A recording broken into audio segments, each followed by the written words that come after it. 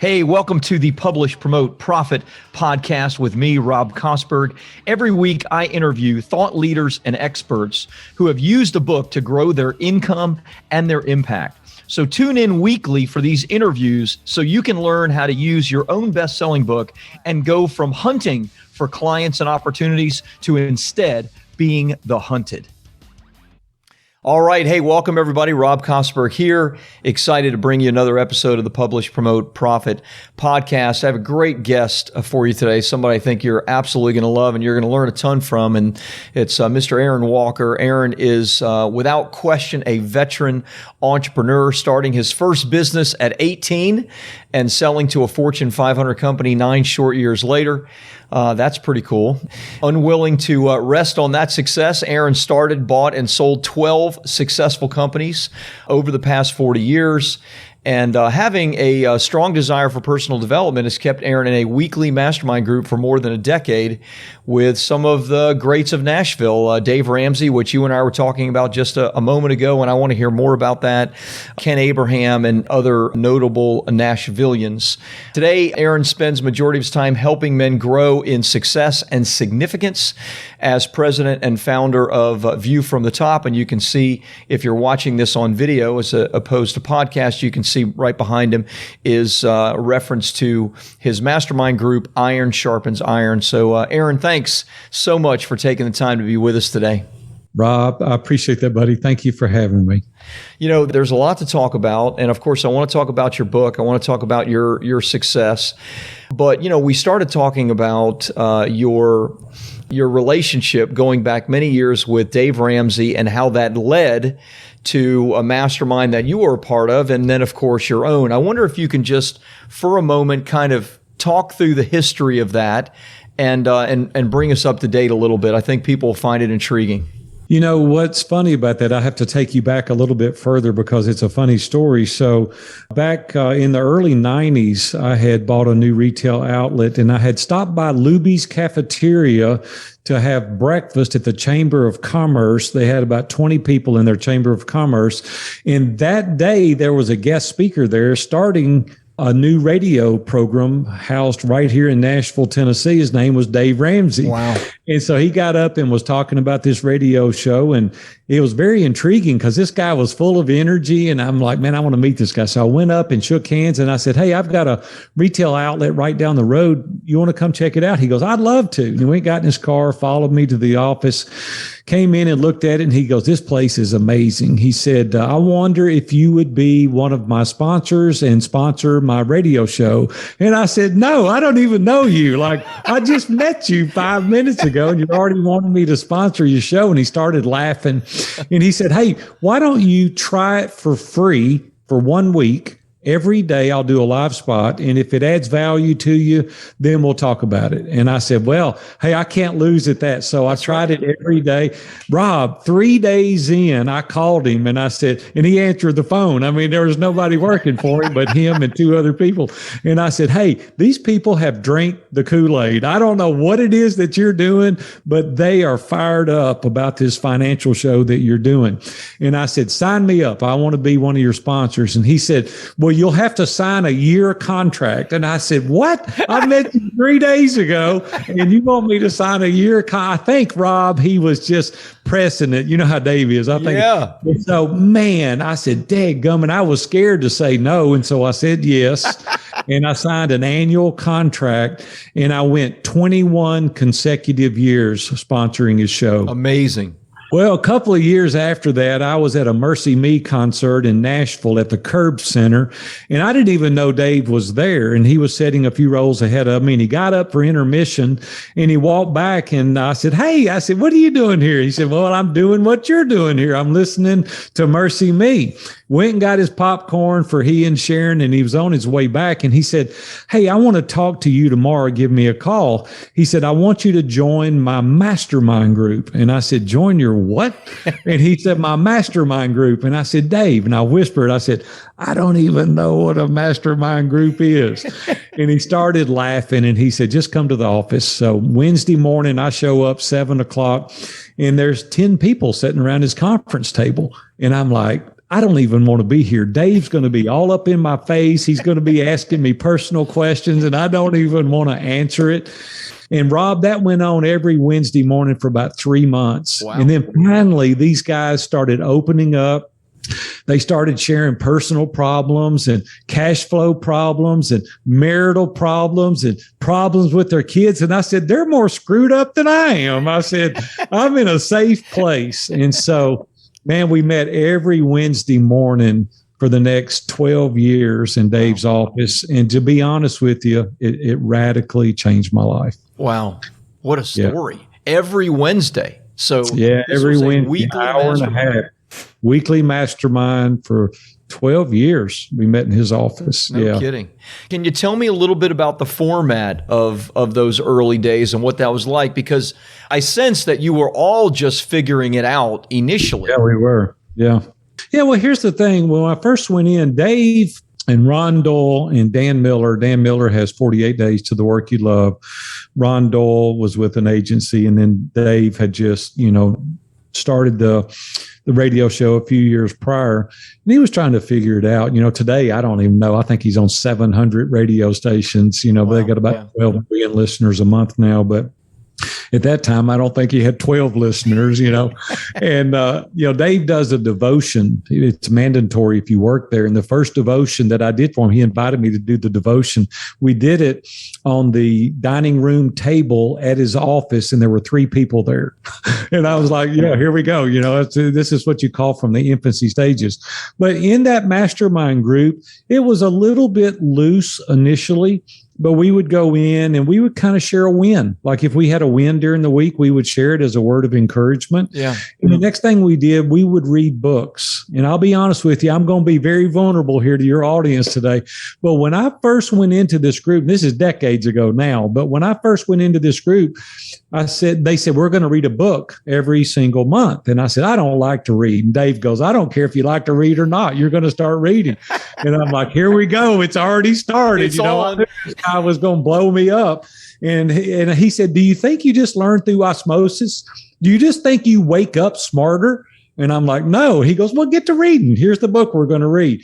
Well, since then, I've read thousands of books, and it really lit something inside of me to really want to learn. So in this, we would go around and we would take turns leading this week's reading. And so we would go around the room. And then invariably, it would come back to a central focus around one of the men. Like you and, your wife may have had a disagreement, or you having a challenge with one of your children, or it could have been financial difficulties, or whatever it is. There's a whole plethora of problems out there. Yeah. And it would invariably end around one of us, and we would talk through it. And then these people would give us feedback. Like if it was me, and it was around a certain topic, maybe with marriage. And then other guys in the group, some of the guys have been married longer than me to date. Now I've been married 41 years, but that wasn't then. Thank you. That wasn't the case then. And I would get feedback, and I would make some boneheaded comment, and Ron Doyle would speak up, and he'd go, you idiot. If you say that, you're going to end up on the couch is where you're going to end up. This is what you need to do. Because he and Barbie had been married longer than me. And so he would give me good advice, and I would come back and I would go, Ron, I did what you said, and it worked. I was blown away. See, the value of being in these masterminds is the perspective. Yeah. See, we only have one perspective. We only have one life filter. We only have one way we've done it. No matter how hard we want to see it a different way, we can't. And so we need the insight and the perspective of other people to enlighten us. That's where the counsel of the multitude comes in, unbiased, trusted advisors that have a common purpose in mind to help you accomplish your goal and dream. And it would go on and on and on. I could give you countless examples. Time doesn't allow today, but how these guys would breathe into me. They would give me help, but I would them as well. They may not have been in a circumstance and situation that I was familiar with. Yeah. And so, listen, we were designed to be in community. We weren't designed to live in isolation. Isolation is the enemy to excellence. And if we really want to take our life to the next level, we have to surround ourselves with competent people that can help you get there. And it just radically changed my life. I love it. Congratulations on that. It's a story of you stepping out of your comfort zone, right? And it's a story of you being surrounded by men that both you helped and were tremendously helped by. And maybe take us to, and I know I'm fast forwarding tremendously, and I want to talk about your book, View from the Top, as well. But take us to, Iron Sharpens Iron. You've had a lot of success. You've bought and sold, many companies. A lot of people at your stage of career and business would maybe be, out on the boat maybe more often than in a mastermind. And so why are you doing it? Tell me about what ISI, or Iron Sharpens Iron, is, and what's the premise of it? Yeah, here we go again. I got to be honest with y'all because you're probably not expecting the answer I'm going to give you. Let's hear it. So 10 years ago, 11 years ago now, I retired for the third and final time. My wife said I've retired more than the law allows, but I retired and I said, I'm done. So I went to the mastermind meeting with Dave and Dan and Ken Abraham and all those guys. And I said, I'm done. And we owned a construction company, and I sold a construction company, and I said, I'm finished. Well, they said, well, what's next? And I said, I'll tell you what's next. I'm going to St. Martin down in the Caribbean, and I'm going to buy one of those little places on the beach, and I'm going to rock myself into an oblivion. And Dan Miller leaned over the table with that short, stubby little finger, and he pointed it at me, and he said, that's the most selfish thing I've ever heard you say. Wow. Well, I started laughing. Well, nobody laughed. I was like trying to make a joke. Nobody laughed. I said, what are you talking about? I said, man, I'm tired. I've been working since I was 8 years old. I've worked every day. I've owned a bunch of companies, and I'm ready to be done. He said, Aaron, you're 50. You're just now in your prime, and you need to help other people. You and Robin, at that time, we've been married 30 years. You've owned 12 companies. You need to encourage and help other people accomplish the same. And I thought, man, he just hit me with a left hook. And I thought about it. He said, come to the sanctuary and do a coaching program. You need to coach other people. I said, I don't want anything to do with coaching. Like, I'm tired, Dan. He goes, well, rest a little while, but then re-engage. And Dave looked at me and he said, come do Entree Leadership Mastery. I'll gift it to you. I don't let the cat out of the bag. Don't anybody tell Dave that I told y'all that he gifted it to me. It's a $10,000 gift, right? And so I went, Rob, I loved it. Dan texted me. We all live here in Nashville. And about the third night in, Dan texted me. He goes, Aaron, did you see the people at your table leaning in, listening to your stories? And I said, well, maybe I'm just a good storyteller. He said, you've been married for a long time. You've owned a bunch of companies. You've got a great foundation. The people need to hear what you've got to say. So I'm Christian by faith. And, we Christians, we pray about everything. So I went home with Robin. We prayed about it. And I said, maybe I need to give this a try. So I came back and I told him, okay, I'm going to give it a try. So two guys came up to me at Entree Leadership, Matt Miller and Brett Barnhart. One lives in Tulsa, Oklahoma. One lives in Texas. And they said, we want to hire you to be our coach. I went to Dave and I said, Dave, this is your venue and these guys want to hire me. And he said, well, go for it. I said, seriously? He said, yeah. So I started coaching these guys and loved it. Rob, I'm just going to tell you, man, I love coaching these guys. Yeah. And see, what we take for granted and what we do as ordinary is extraordinary to others. And we forget that sometimes. So I started coaching these guys and somebody told me, they said, hey, you need to advertise your business. And I said, well, I've been in bricks and mortar my whole life. I don't know how to advertise this virtual business. And they said, you need to get on a podcast. And here we go again, Rob. I said, okay. I said, what is a podcast? And they said, you got to be kidding me. And I said, I don't know what a podcast is. And they said, Aaron, you're living in the dark ages. And I said, I don't know what it is.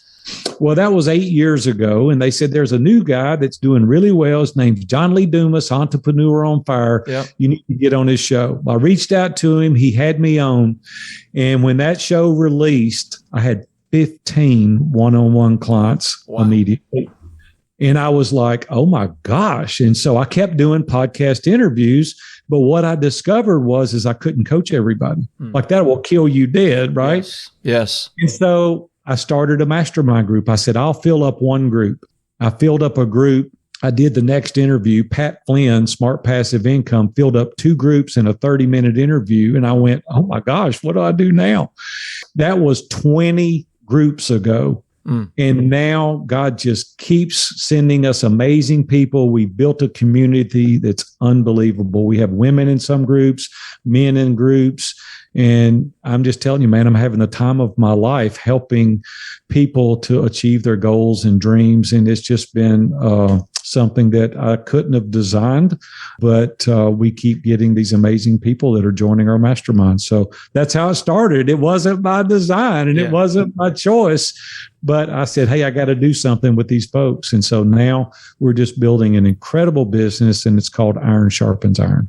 Well, congratulations. It doesn't sound like you were retired for even one day based on the conversation. So didn't feel like it either. My wife told me the other day, she said, you're working harder now than you've ever worked in our marriage.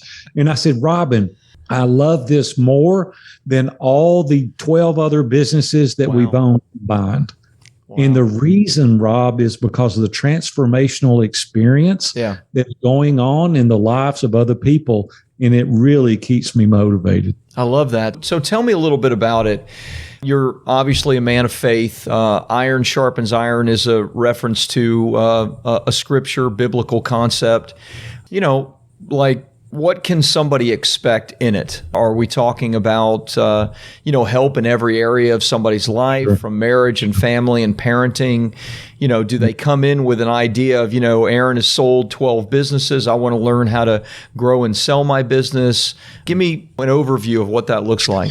Yeah. So for me, I have to give you a little backstory so you'll understand. August 1st, 2001, 20 years ago, I just had the anniversary a few days ago, and it's not something to be excited about. But I was on my way to the office, and I ran over and killed a pedestrian on my way to the office. Wow. And there was a real paradigm shift in my life that day, because my focus had been on me, my net worth, my connections, my network. It was about making another $100,000, getting a vacation home, a place on the beach, a bigger house. And that day dawned on me how fragile life is. With one phone call, with one accident, all of our lives are subject to change instantaneously. And what I discovered through that process is that a few weeks after the accident, I sold my business. I retired the second time, and I said, I'm done. And I took a 5-year hiatus. I didn't do anything for 5 years. I went to counseling, had people around me to support me and to help me. It was a very, very dark time in my life. And what I figured out is that I had a great measure of success financially, but I had no significance. And what I found out is that people taught living a life of success and then significance. And I even called Bob Buford, read his book, and I said, I like the book, but I don't agree with the premise. I think it can be success and significance. And so I wrote a book called View from the Top. And in that, it's a little bit of a memoir. It tells my story a little bit, but it tells the principles of life by which I adhere to. And I say that there's got to be a measure of success, because broke people can't help people financially, and I want to help people. I hate it when people with money go, money's not important. I want to go, yes, it is. You're a liar. It's very important. But don't make it your single focus. Don't make it your God. Don't make it the only reason you do what you do. And along the way, have your focus set on significance, bringing other people along, because you can be a mentor and a mentee. So you can always reach back and you can always strive to go forward. And I wanted to develop that concept with people. And now, which I've been able to do successfully with thousands of people, to teach them this concept of go make money. I want you to make money. I'll teach you to make money. I'll help you make money. But at the same time, bring along others, focus some energy and effort on helping other people. So this ideal life, be successful, simultaneously being significant.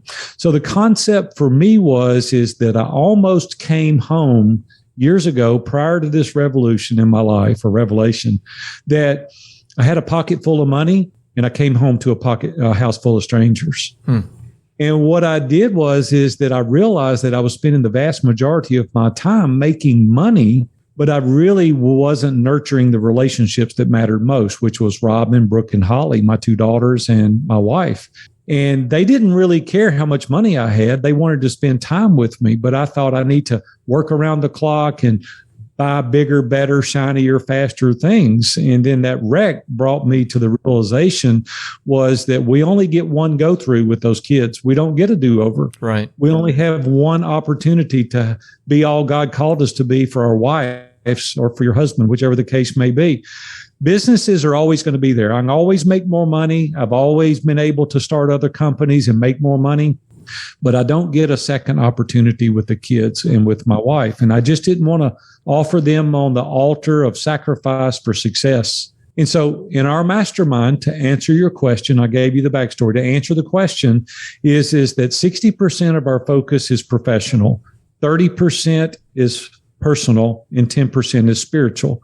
So I feel like those 3 areas can encompass every area of our life. So we teach people to make money, but we also teach them to build boundaries.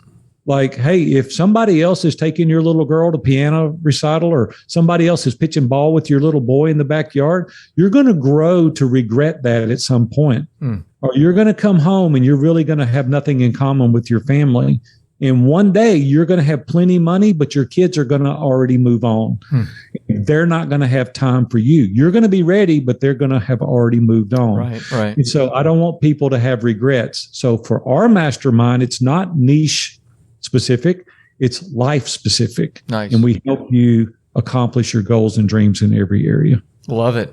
Is that kind of the premise of the book as well, View from the Top? Can you maybe just for a moment talk a little bit about I know it's more biographical, but maybe talk a little bit about the inspiration of that book and kind of give us some overview of that. Yeah.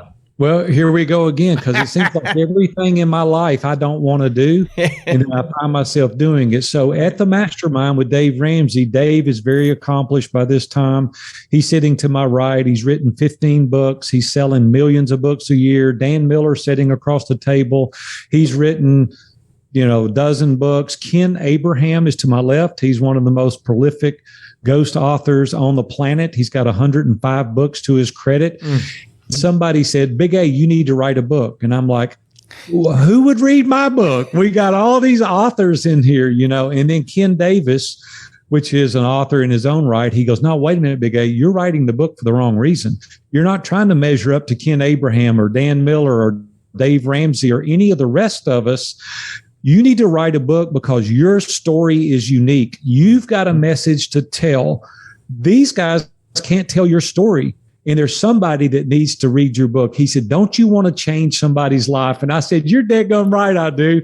And I spent the next 18 months writing my book, telling my story, giving inspiration, giving them a little bit of my past history, and giving them the inspiration to go out and accomplish things on their own. And in the book, I teach, I barely graduated from high school. Everybody says, oh, well, you must have had a great education. And I came from a very poor family. I came from a family that we lost our house in bankruptcy when I was 7 years old, a house my dad gave $6,500 for. I didn't have anything. Like, we were broker than a convict. We didn't have anything. And I was able to make something out of myself with grit and determination and perseverance. And the book is an inspirational book to help you realize, listen, if I did it, anybody could do it. And so that was the reason that I wrote the book. I didn't want to write the book, but I felt compelled and led to write the book. And that's what got me on that journey. I love it. I love also that so many things in your life are both a product of these relationships and the mastermind that you had with Dave and Ken and the others, and also that they were things you were initially resistant to. It's funny that oftentimes success and significance is on like the other side of some type of resistance that we have to go through in our life. Is that something that you notice, not just in your life, but in the lives of the men you coach? If you think about it, it's in everything, because we never learn through success. We only learn through failure. Yeah. Because if you were successful at it, you didn't learn anything. You already knew how to do it. Right. And so it's the same way with going to the gym. I've lost 54 pounds in the past 7 months, and it was very difficult to do that. I decided that I really needed to take care of myself. And when I first started going to the gym, I hired a trainer to work out with me. I couldn't hardly do anything, literally could not hardly do anything. He said, just get a couple of reps. And I did. And that turned into 3 reps and 4 reps and 5 reps, and then 3 sets of 8 and then 3 sets of 10 and 3 sets of 12. And it's the progression as I was moving the ball forward a little bit at a time, but there was resistance every single time. I would reach a threshold, I would bounce up against a glass ceiling. And it's like Gay Hendricks talks about in his book, The Big Leap. There's always that place that we get to that we meet this resistance. And then when you push through that, you find out that there is life on the other side of that. There's more opportunity on the other side of that. And there's a greater education through that. But if we never push through, we never push ourselves to the next limit. It's like muscles have to be torn down before they can be rebuilt. Right. And it takes numbers of reps to do that. But we are fearful of tearing down the thing that is precluding us from going forward. And I find that true in every area of my life. Like if I'm not nervous, I'm probably not really trying anything that's pushing the limits. But when I'm nervous, I need help. I need assistance. I need encouragement. I need coaching. I know that on the other side of that, there's going to be something amazing. So honestly, I live my whole life scared to death all the time, because if you don't, you're never going to experience to the fullest. Wow. If you're always staying in a lane of comfort, you can never experience anything amazing. That's good. That's a writer downer right there. That's a good one. I guess we've talked about where things are at right now with your mastermind and some of your business and a little bit of the book, but Publish, Promote, Profit is also about how your book has helped you to get more of what it is you're trying to get. One of your best friends, Dave Ramsey, is maybe the poster child of that kind of success with the first book that he wrote and his radio show.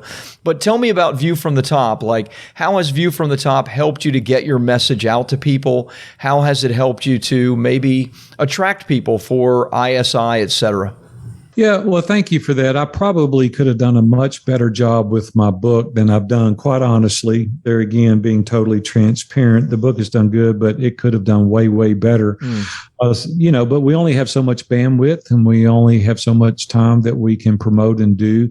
The thing that's been most beneficial for me is that maybe this is just a false sense of belief, but the book presents you as an authority. Whether you deserve that recognition or not, it does. It just presents you as an authority, right? And so it's given me many opportunities to get onto venues that I wouldn't have gotten otherwise. People consider you to be an expert if you've written a book, right? You may or may not be the expert, but they think you are. And so it's presented an opportunity for me to speak. Many venues around the country today, you can't even speak if you don't have a book. They won't even consider you. So I would suggest that it's important. The thing that it really helped me do also was to clarify my message. Like when you really start going through this, you really start thinking deeply about what it is that you're trying to convey. The other thing that it's done for me, and we talked about this pre-recording a little bit, but one of the things that I do for me, and I'm not suggesting everybody do this, but I give the book away. Let me give you an example. Please. I went and spoke recently at a venue, and they said, what will you charge us to come and speak? And I said, I'll come and speak for free. And they were like, really? And I said, yeah. I said, if I can do one thing. And they thought I was going to say, sell my book. That's what they thought I was going to say. And I said, if I can give my book away, you're not going to charge and you're not going to sell your book. I said, no. And so they went, okay, well, we got either a real loser here or somebody that's crazy. And so here's what I did. I went and spoke, and it was an hour talk, and I gave my book away. And they're like, why would you do that? Well, these books don't cost hardly nothing, right, for me to get, comparatively speaking. But what it allowed me to do was stand at the back of the room for hours afterwards and autograph the book and meet each individual person, at which a number of them joined our mastermind group because I had an opportunity to share. The life expectancy of our mastermind group is 3.2 years. That's how long they stay in our group. Our churn rate is very, very low, which gave me about a $23,000 client times 3 is $69,000. The way I do the math, over giving my book away, giving me an opportunity to autograph it and sign it, get before people, and they join my group. I love it. I love it. Thank you for sharing that and the details of that. It's certainly something we talk to our clients about, whether it's using something like a funnel, my book, Publish, Promote, Profit. We do what's called a free plus shipping funnel. Yes, the book is free, but we still, charge a small shipping fee and then have a number of other upsells and downsells. But the whole idea is that you get the book into the right hands, and especially when you're face-to-face from a speaking engagement, when you're able to communicate with people that are excited about your message and they have your book, oh wow, you're going to grow your revenue, you're going to grow your audience. So congratulations, I love that story. Yeah, I appreciate that. Could I give one other little tip? I wish you would. Helpful to us in the beginning stages when I was launching the book. Maybe you've got people that listen to this show and they're in the middle of a launch. I was thinking how to be creative in getting the book out there. And so I called around and talked to a lot of influential people that had companies. And I said, listen, if it would be helpful, I would like for you to buy 100 books. And as a result of buying those 100 books, I'll coach or teach or train your staff for a period of time. Now, you can work out whatever package it is. Then the book can become a gift to your clients. And so you'll look like the hero to 100 people, where we'll send the book to those 100 people. But in exchange for that, for a 2 or 3 or 4 week period, I'll coach, encourage, and train your staff, which if you had to buy that would cost 3 times what those 100 books were. And they saw it as a grand slam. Yeah. They were like, well, I couldn't get you for that amount of money. And then, so now everybody wins. Their team is being trained and coached. Their 100 guests for giving the book out. It's just a win-win. Yes. Plus, it was an opportunity to sell 100 books. Right. And who knows what comes from that. If you have 5, 6, 7 organizations that do that, those 5, 6, 7 organizations may hire you on a continual basis for coaching. They may refer you 3 other organizations that you can go in and coach. I don't know if any of those things happen, but certainly those things can happen because you're in there making an impact on people. So I love that. Thank you. So Aaron, where can people learn more? I mean, obviously people are listening. They're interested perhaps in ISI. They certainly want a copy of your book. Besides the obvious, you can get a copy of the book on Amazon. Where should we send them as far as maybe getting a free copy of your book or learning more about your mastermind? Yeah, man, I appreciate that. Thank you very much. The easiest way to find me, we're on all the social media platforms, but the easiest way is viewfromthetop.com. You go there and it's pretty easy to access me. My phone is on there, and some people reached out to me recently and they called me and I answered the phone and they said, man, I didn't expect you to answer the phone. And I said, well, it rang. I mean, what did you expect me to do? And they're like, well, why did you? I'm like, well, because you called, and what is it you want? How can I help you? We want to help people. Wow. So I encourage you to reach out. Aaron at View from the Top is my private email. Reach out to me. I want to help you be successful. That's our whole objective. We want you to be successful. And if we can't communicate, I can't help you. But hey, if you're a man or a lady and you'd like to get involved in a mastermind, you'd like to be in a community, we would love to have you. You know what we also do? We didn't even touch on it at all. We can touch on it more for people that are interested. We teach people to do exactly what we've done with the mastermind playbook, and that's teaching you how to develop your own mastermind. Love it. So that you can be influential in your community and you can make mid to high 6 figures with not many hours a week. And we teach people to do that all over the world. So if you're interested in starting your own mastermind, reach out to me. I'd love to help you do that as well. I love it. Boy, I'm blown away. I'm encouraged. by talking to you. So thanks so much for spending some time with me today. And, viewfromthetop.com. Aaron's telephone number is on there if you want to call him. He gave you his personal email. I don't know anybody that does those kinds of things. So you are a unique individual. Thank you. Thank you for your authenticity and your warmth today. Great being with you today. Yeah. Thanks, Rob. I enjoyed our time.